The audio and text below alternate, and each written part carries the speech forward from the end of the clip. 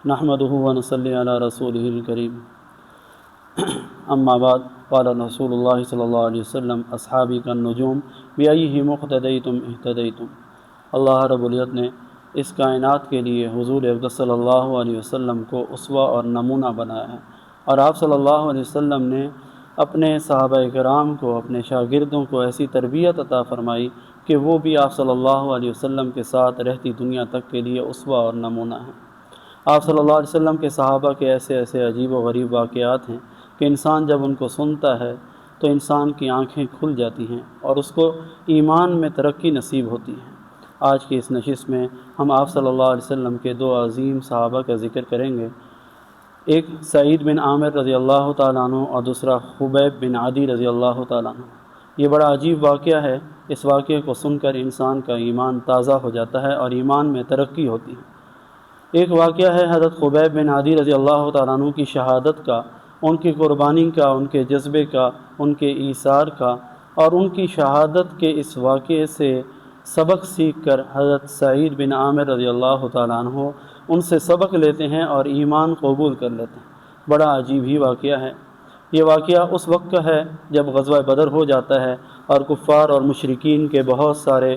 कुफ़ार और मुशरिकीन में से बहुत सारे लोग कत्ल हो जाते हैं। वो गैज़ व गज़ब में हैं, गुस्से में हैं, और उनकी कोशिश है कि मुसलमानों को और आप सल्लल्लाहु अलैहि वसल्लम को किसी तरह अज़ियत पहुँचा कर, तकलीफ़ पहुँचा कर इस ग़ज़वा बदर का बदला और इंतकाम लिया जाए। धोखे से वो हज़रत खुबैब बिन आदी रज़ी अल्लाह तआला अन्हु को गिरफ़्तार कर लेते हैं और फिर मक्का के अंदर ऐलान हो जाता है कि फ़लाँ तारीख़ को एक तारीख़ मुकर्रर हो जाती है कि खुबैब बिन आदी रज़ी अल्लाह तआला अन्हु को शहीद किया जाएगा, कत्ल किया जाएगा। हज़ारों की तादाद में लोग जमा हो जाते हैं। उन जमा होने वाले लोगों में एक आदमी है जिसका नाम है सईद बिन आमिर। सईद बिन आमिर भी उस मजमे में है और लोगों को चीरता हुआ, लंबा चौड़ा हट्टा खट्टा नौजवान है, लोगों को चीरता हुआ ये उस मजमे में जो कुफ़ार और मुशरिकीन के सरदारों की जगह थी, जहाँ पर अबू सुफियान बिन हर्ब और सफ़वान बिन उमैया जैसे सरदारान कुरैश खड़े थे, ये भी जाकर उनके पास करीब में खड़ा हो जाता है और देखता है कि औरतों और बच्चों और नौजवानों का, कुफ़ार के बच्चों और औरतों और नौजवानों का एक हुजूम है जो एक कैदी को हंका कर, उसको आवाज़ें लगा कर, उसको धकेलते हुए, घसीटते हुए उसकी कत्ल की जगह पर ला रहे हैं। और ये सईद बिन आमिर देखता है कि इतनी सख्त मुश्किल हालत में भी हज़रत खुबैब बिन आदी रज़ी अल्लाह तआला अन्हु एक इंतहाई पुरसुकून कैफियत में हैं। और इस शोर व गज़ब में जब हर तरफ से शोर और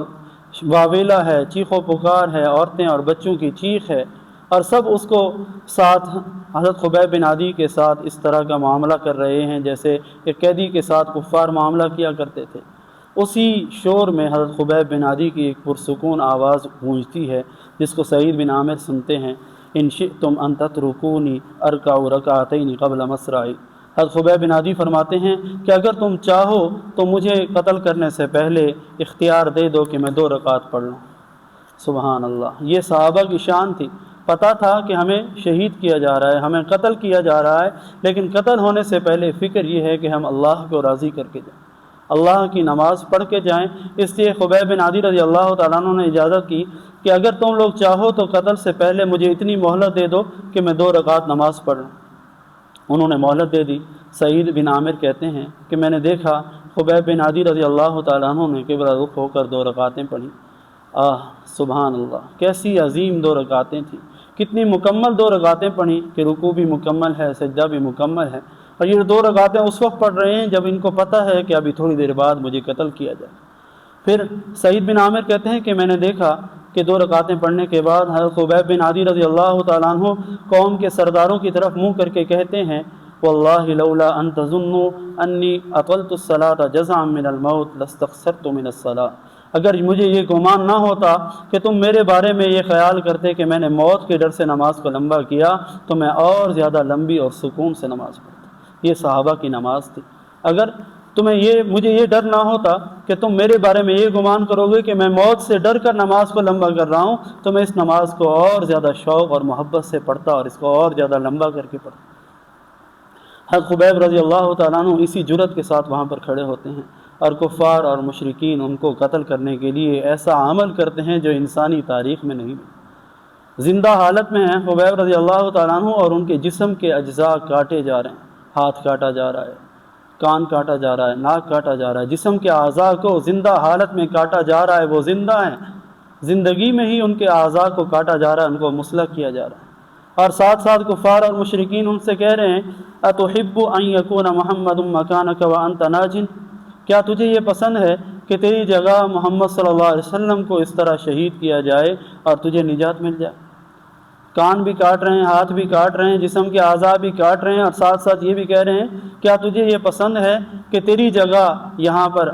الیاذ باللہ حضور اقدس صلی اللہ علیہ وسلم ہوں، حضرت محمد صلی اللہ علیہ وسلم ہوں، اور تجھے نجات مل جائے؟ لیکن حضرت خبیب بن عدی کی اپنے حبیب سے، حضور اقدس صلی اللہ علیہ وسلم سے محبت دیکھیں،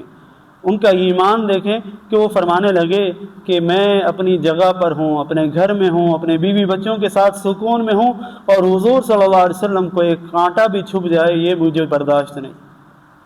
آپ صلی اللہ علیہ وسلم کو ایک کانٹا چھپ جائے اور میں اپنے گھر والوں میں سکون اور آرام سے رہوں یہ بھی مجھے برداشت نہیں ہے، چاہے جائے کہ میری جگہ ان کو قتل کیا جائے، ان کو شہید کیا جائے، مجھ سے یہ کیسے برداشت ہوگا؟ جب انہوں نے یہ جملہ کہا تو کفار اور مشرکین کے مجمع سے آوازیں اٹھی، اقتلوہ اقتلوہ، اس کو قتل کر دو، اس کو شہید کر دو، اس کو قتل کر دو، اس کو مار ڈالو، اس کو قتل کر دو۔ کفار اور مشرکین نے ان کو قتل کر دیا،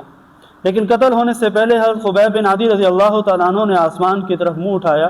اور ایک دعا کی، اللہم احصہم عددا، اے اللہ ان کی گنتی شمار کر لے، ان کو گن لے، ان کو شمار کر لے، وقتلہم بددا، اور ان کو تباہی کا مزہ چکھا دے، ولا تغادر منہم احدا، اور ان میں سے کسی کو بھی زندہ مت چھوڑ، ان میں سے کسی کو بھی زندہ مت چھوڑ۔ پھر انہوں نے آخری سانس لی اور شہید ہو گئے۔ یہ تو تھا حضرت خبیب بن عدی رضی اللہ تعالیٰ عنہ کی شہادت کا واقعہ، لیکن اس واقعے سے سعید بن عامر جو اسی مجمع میں ہیں تو کافر، کفار اور مشرکین کے مجمع میں ہیں، اور وہ بھی حضرت خبیب بن عدی کی شہادت کا، ان کے قتل کا ایک تماشا دیکھنے کے لیے وہاں پر جمع ہیں، لیکن خبیب بن عدی کی اس شہادت کے واقعے کو دیکھ کر حضرت سعید بن عامر پر ایسا اثر ہوتا ہے کہ قریش مکہ تو واپس مکہ میں لوٹ آتے ہیں اور اپنی دنیاوی مشاغل میں، مصروفیتوں میں مشغول ہو جاتے ہیں اور بھول جاتے ہیں کہ ہم نے خبیب بن عدی کے ساتھ کیا ظلم کیا۔ لیکن سعید بن عامر یہ واقعہ بھلا نہیں سکتا، وہ رات کو سوتا ہے تو اس کو خواب میں یہ واقعہ اس کے خواب میں آتا ہے اور اس کی نیند خراب ہو جاتی ہے، وہ نیند سے ڈر کر اٹھ کر بیٹھ جاتا ہے۔ وہ دن کو جاگتا ہے تو خیالوں میں خبیب بن عدی کی شہادت کا واقعہ، ان کے ہاتھ پاؤں کاٹنے کا واقعہ، اس کے ہاتھ پاؤں کاٹنے کے وقت ان کی آسمان کی طرف منہ کر اٹھا کر وہ دعا، وہ بد دعا وہ ان کے سامنے آ جاتی ہے کہ اللہ ان کو گن لے، ان کو شمار کر لے، اور ان کو تباہی کا مزہ چکھا دے۔ سعید بن عامر کہتے ہیں کہ مجھے ہر وقت یہ ڈر لگا رہتا تھا کہ ابھی آسمان سے کوئی آفت اترے گی، ابھی مکہ کے پہاڑ میرے اوپر گر پڑیں گے اور میں ہلاک اور تباہ ہو جاؤں۔ حضرت سعید بن عامر نے جب اس طرح کے معاملات ان کے ساتھ ہونے لگے، اللہ نے اس واقعے سے ان کے دل میں ایمان کی روشنی جلا دی۔ انہوں نے سوچا کہ ایک ایسا آدمی جو اتنی اذیت سے شہید کیا جا رہا ہے، قتل کیا جا رہا ہے، اس کے ہاتھ پاؤں کاٹے جا رہے ہیں زندہ ہونے کی حالت میں، لیکن وہ اپنے محبوب کی محبت میں، حضور صلی اللہ علیہ وسلم کی محبت میں یہ بھی برداشت نہیں کر سکتا کہ اللہ کے نبی کو کوئی کانٹا چھپ جائے۔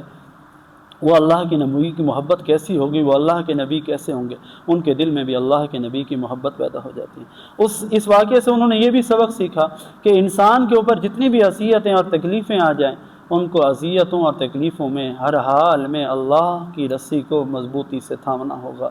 اسلام کو، اپنے دین کو بچا کر رکھنا ہوگا، چاہے اذیتوں کے پہاڑ اس کے اوپر ٹوٹ جائیں، وہ اپنے ایمان کو نہ چھوڑیں۔ ایمان کی سلامتی اور دین کے ساتھ اس کی محبت اور اللہ کے نبی کے ساتھ اس کی محبت ایسی ہو کہ چاہے اس کے جسم کے ٹکڑے ٹکڑے کر دیے جائیں، وہ دین کو چھوڑنے والا نہ ہو۔ حضرت سعید بن عامر کے ساتھ بھی یہی معاملہ ہوا، ان کے دل میں اس شہادت کو دیکھ کر ایسا جذبہ پیدا ہوا کہ وہ کفار کے ایک مجلس میں آئے اور وہاں پر کھڑے ہو کر انہوں نے کفار اور مشرکین کے عمل سے برات کا اعلان کیا اور اپنے ایمان کا اعلان کر کے مسلمان ہو گئے۔ اللہ رب العزت ان دونوں حضرات کے ایمان کو قبول فرمائے، حضرت خبیب بن عدی کی شہادت بھی قبول فرمائے